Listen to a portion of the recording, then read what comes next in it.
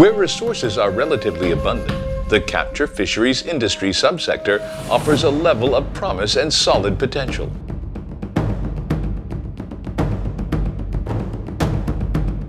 There are many economically important fish species present in Indonesian waters, including tuna and skipjack tuna.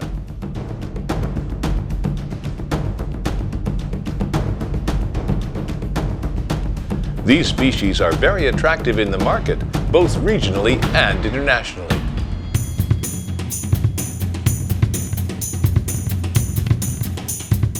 Currently, Indonesia promotes a sustainable fisheries development policy through the use of selective fishing gear, which is environmentally friendly and in accordance with the principles of rational and responsible fisheries. For example, in the usage of pole and line and handline fishing gear in tuna fishing activity.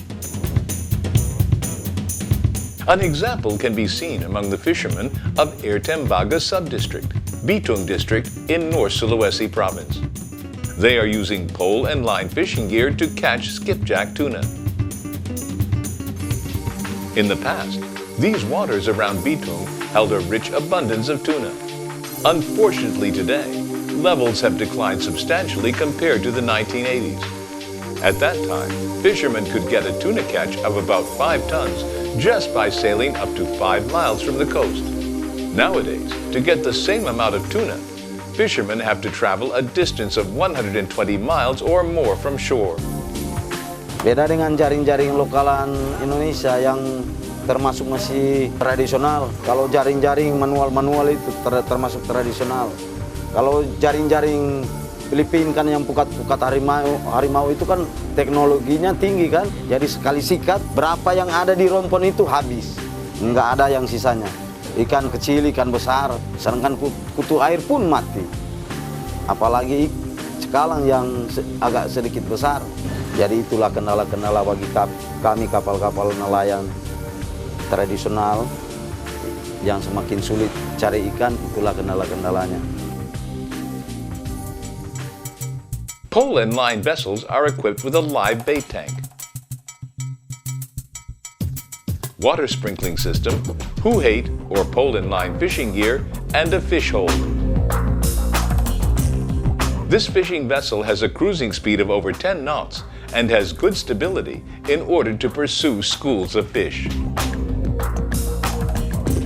After preparing all the necessary supplies, including fuel, food, fresh water, and ice, the PT Dioscuri No. 8, with a gross weight of 90 tons, is slowly leaving the port of Bitung.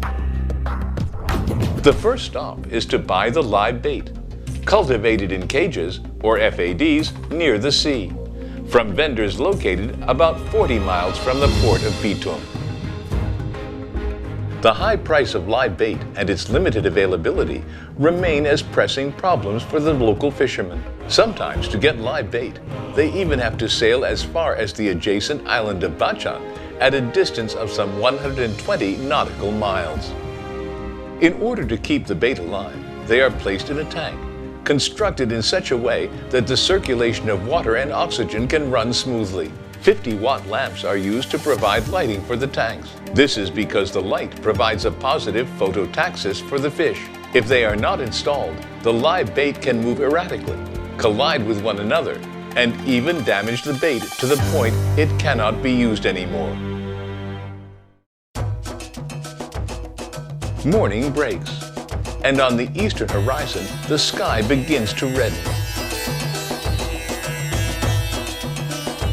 The skipper, Nicodemus Nelwan, presses the siren in the vessel wall. The crew begins to prepare.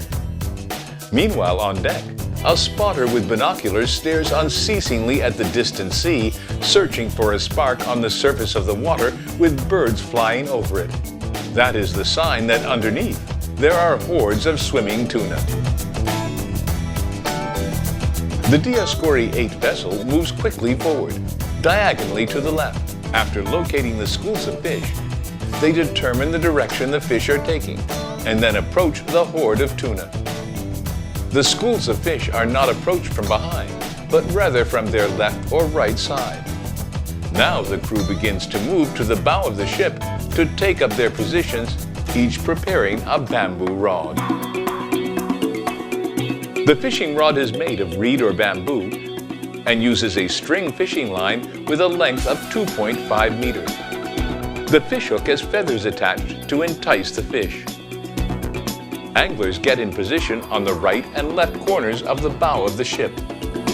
They sit on the flying deck or fishing spot and are grouped based on experience or fishing expertise.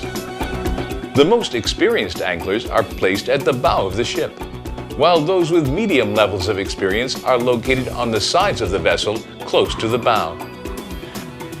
Anglers with the least experience are then placed on the sides a little further from the bow of the ship.